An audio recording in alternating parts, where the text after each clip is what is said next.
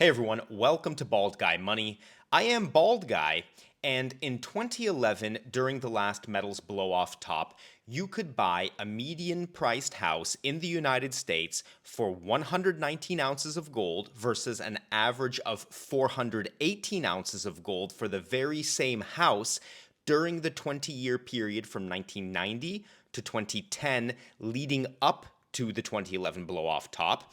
And for silver during that very same year, so 2011, you could have purchased a median priced home for 4,618 ounces of silver versus what was an average of 27,561 ounces of silver, again during that 1990 to 2010 period. Now, if you're wondering what that means, let me simplify it for you. It means that people who saved their money in metals from 1990 to 2010 got a serious discount on real estate if they chose to unlock the value of those metals when they were topping out in 2011 following the 2008 global financial crisis. Because if you saved in gold, it means real estate became 72% cheaper versus the 1990 to 2010 average. And because silver appreciated much more in percentage terms than gold did in 2011, as indicated by the lower gold to silver ratio, which I added there on the right side of the screen, silver savers got what amounted to an 83% discount on real estate at the 2011 highs versus the 20-year period leading up to that. Now, to take this one step further, just to make sure you all really understand how huge this was, here you can see the US dollar value of the amounts of gold and silver that were needed to buy a median priced house in 2011 and a median priced house between 1990 and 2010 using today's spot price. And what these numbers show us is, number one, just how undervalued precious metals were in the years leading up to the 2011 blow-off top, and number two, just how quickly gold and silver can take off when the market starts piling in. Now, with the basics covered, I want to dig deeper into this and show you all what the situation looks like today, along with the current trend we're seeing in metals versus both developed real estate as well as vacant land, because there is a huge difference between the two, and I'm going to talk about it shortly. Then I want to reveal what I think the current trend tells us about how much gold and silver you will need to purchase a median priced home in the United States during the next metals blow-off top, and we'll finish with a viewer question on the topic of gold and how different central banks are approaching their purchasing, or maybe lack thereof for some central banks. And at the very, very end, for those of you wondering, I will reveal where it is I have moved to and what it is I have planned for the channel moving forward, so be sure to watch to the very end. So let's jump right into it, starting with how much gold and silver will buy a median priced home in the USA today. And I've shared the numbers here and have also left those 2011 figures up on the screen for you all to see where we are today versus that last blow off top. And as you can see in these red boxes here and here, a median US home is currently 46% more expensive when measured in gold versus the blow off top in 2011, and 194% higher when measured in silver, with a gold to silver ratio nearly double what it was in 2011. Now, in those same red boxes, you have in percentage terms how these numbers compare to the 1990 to 2010 averages, which show that when measured in gold, the median US home is actually 59% cheaper today than it was then, and when measured in silver, it's 51% cheaper. And these data points tell us a lot about where we are in the current cycle and what we may expect the next time metals make a huge move up like they did in 2011. Because as you can see here, both gold and silver retained a lot of the gains they made versus housing since the 2011 and 2012 blow-off top, with 46% less gold needed on average to purchase a median priced home in the USA from 2013 to 2024 versus 1990 to 2010, and 37% less silver needed to do so as well,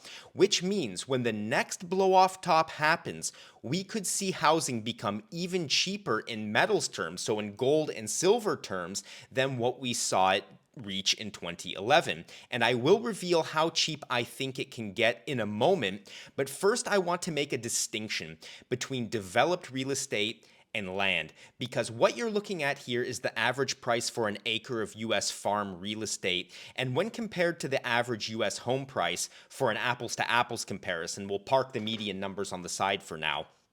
Appreciation on the value of land starting from just before the financial crisis in 2005 to the end of 2003 is more than double what it is on the average US home, at an increase of 153% for the farmland versus an increase of 74% on the average US home over the same period of time. Now, for those of you who want the protection and appreciation of hard assets, but also want to diversify your portfolio to include more than just gold and silver, then buying a piece of land is something you should seriously consider.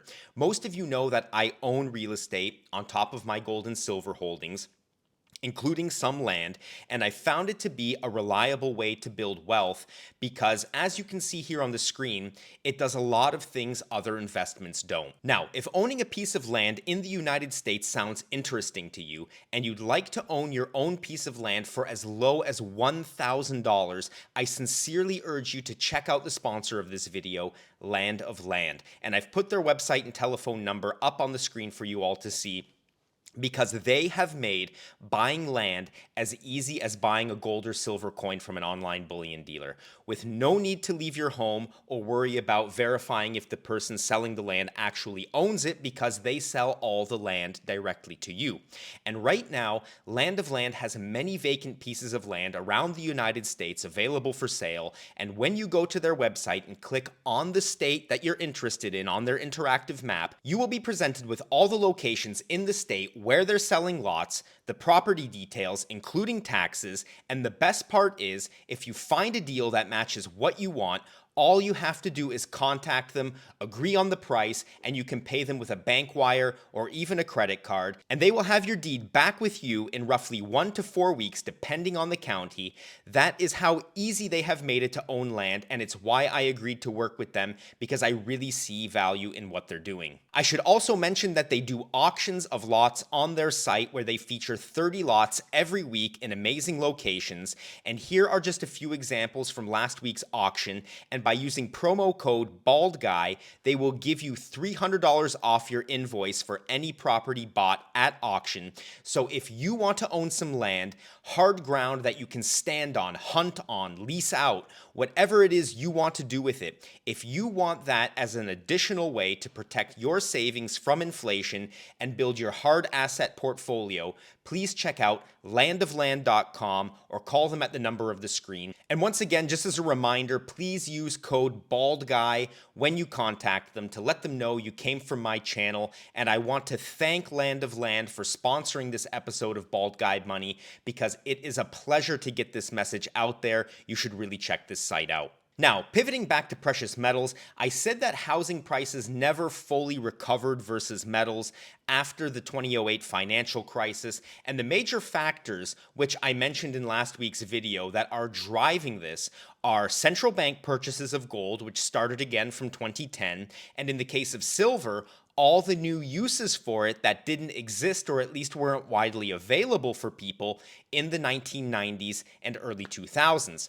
So, if where we're at today for metals versus housing is already much higher than where we were before the last blow-off top, driven by organically higher demand, then it's perfectly reasonable to think that US home prices, when expressed in gold and silver, could be around 40% cheaper in the next blow-off top versus the 2011 blow-off top. So, using the figures from our analysis, it means a median priced US home, when priced in gold, could reach as low as 64 ounces, which at spot price today would be about $155,000 US dollars, and when priced in silver, could go as low as 2,494 ounces, which is about $77,000 at spot today. Now, I know there are other personalities out there on YouTube. I have one specifically in my mind who claim that you'll be able to buy a house with as little as a quarter of an ounce of gold. And look, if you think people are going to part with their homes for such a small amount of metal, please let me know why you think that in the comments section below. But as I see it, comparing where we got in the last blow-off top for gold and silver versus housing and pairing that data with additional demand and price factors, I think the numbers that I'm showing here on the screen, although extremely optimistic, are still realistic. And if you agree with me, I would also like to know what you think about it in the comments section below. Please remember, I read all the comments you all leave, and if you ever get a response or even a heart on your comment, you are getting that directly from me, myself. I don't have a team here that's helping me manage it. What I do here on YouTube is all me, so it is me reading your comments and it is me replying to them. So please, let me know what you think about this video in the comments section. So now to move on to this video's viewer question, and it comes from a viewer who calls himself Hashem the Dream, and it might be a troll account, I don't know, but I enjoy it when people disagree with me in the comments, and I think this question is an important one for people to know the answer to, because Hashem has asked, if gold is such a genius investment, and I sense a little bit of sarcasm there, why doesn't the US Treasury just print $1 trillion and buy up tons of gold? And it's a really great question. Now, from my side, what I would say is that the US Treasury doesn't want gold for the same reason they can print $1 trillion to buy it, because they control the supply of dollars. If they surrender to a gold-based system, they may get some gold in the short term, but they surrender their control over the supply of money over the long term. And that's why when we look at a list of countries that are actively stacking large amounts of gold, you do not, apart from not seeing the United States on the list, you also don't see countries that use the euro on this list, because their currency is also widely used as a foreign reserve currency. Now, to close this topic, I just want to revisit what Peter Schiff had to say about the USA buying gold to hold in reserve when he was on my show a couple months ago. And this is what he had to say on the topic. I mean, first of all, I think that's the last thing the U.S. government wants, is to help push the price of gold higher, because a rising gold price is a bad sign for the dollar and its role as the world's reserve currency. I mean, the dollar's primary competitor is gold. You know, central banks have a choice. They can own gold or they can own dollars. And more central banks are choosing to sell dollars to buy gold. And so if the U.S. Treasury joined the gold buying party, that would put even more upward pressure on gold and create even greater incentives to buy it. And of course, that would send the wrong message, right? If the U.S. started buying gold, imagine the message that sounds. That's like, the policemen are having to, call in the police to protect themselves, right? I mean, it would send a message that things are not great, because we're telling everybody how great everything is. It's a great economy, the strongest U.S. economy. Inflation is going back down. So why would the U.S. be buying gold? It would be sending a mixed message to the world. Ignore what we're saying. Look at what we're doing, right? We could say one thing, but we're doing the opposite by buying gold. So that's not going to happen. We should be buying gold. We probably don't have nearly enough, but it's more likely that we might start selling our gold. I'm not even sure how much we've got left.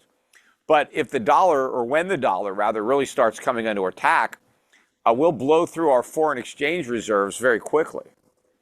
We don't have that much as far as how many euros we have, or yen, or pounds. So we may end up having to sell gold. We'll see. But I think that's more likely than that we start buying. So Hashem, I hope that answers your question. And for those of you watching, remember, if you have a question you want me to answer right here on the program, please leave it in the comments section now. I pick one question to appear in every video I do, and you never know, yours may be the next question to appear in a video. Now, as I wrap up, some of you may be wondering where I am these days, and I was never planning on keeping it a secret, but I wanted to leave it till the end of the show to reveal because I like to focus on business first. That's just the kind of person I am. So, to all of you wondering where I am at my new home, which is coincidentally also my old home, located in Poland. And no, I'm not worried about living here, as some people have asked me if I'm worried about for some reason to be living in Poland. I am not worried, but I am excited about the future, and I'm eager to deliver more data-driven content to you all. And for those of you who are wondering what my schedule is going to be looking like moving forward, I am going to be sticking to my one video per week formula because I want to focus on increasing the quality of my videos as opposed to increasing the quantity of my videos, which sometimes I see YouTubers start to drastically increase the quantity of their videos and the quality of them suffers. In fact, they become almost unwatchable, and I don't want to become a channel like that. I want to be a channel where I'm delivering you one video a week that's an absolute must-see so you can get valid and relevant information as it pertains to the prices of gold, silver, real estate, macroeconomics, and other things that are happening in the economy. Now, what I will be doing is I will be boosting the amount of posts that I'm doing per week on Patreon. So if you're interested in joining, I'll leave the link to join in the pinned comment as well as the video description below. And with that said, that's the full update from my side. I thank you again for taking the time to watch my videos. Please leave a like if you enjoyed it and share it with other people who you think need to see it. And until the next time we see each other, everybody, please take care of yourselves and take care of each other. Goodbye.